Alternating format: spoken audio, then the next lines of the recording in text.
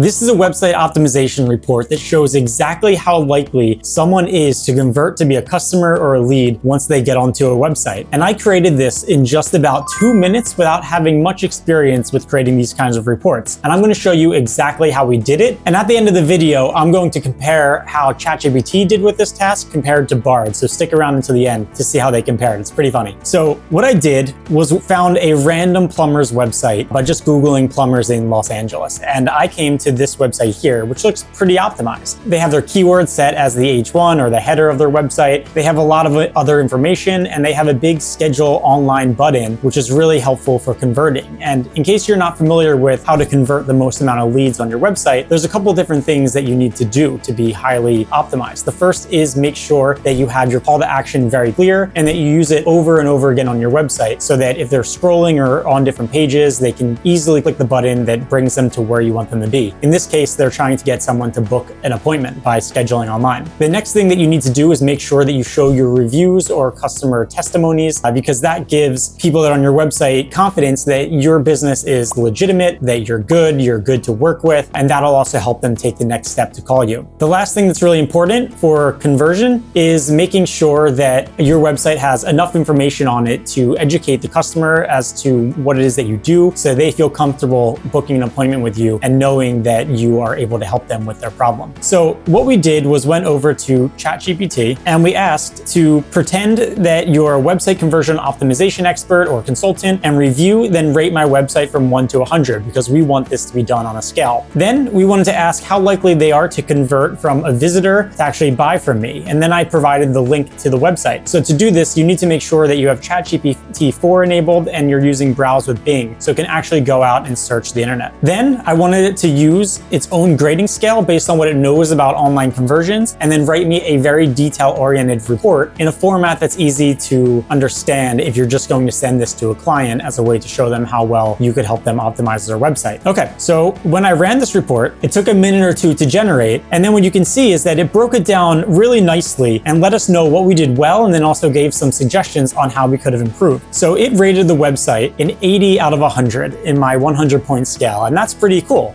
We know off the bat that this website is doing something well and that there might not be that much work to do. Then we can see that it talked about different metrics such as the clarity and simplicity. It rated that an 80 out of 100, saying that it's well structured and the book a service call buttons are easily clicked no matter where you are on the website.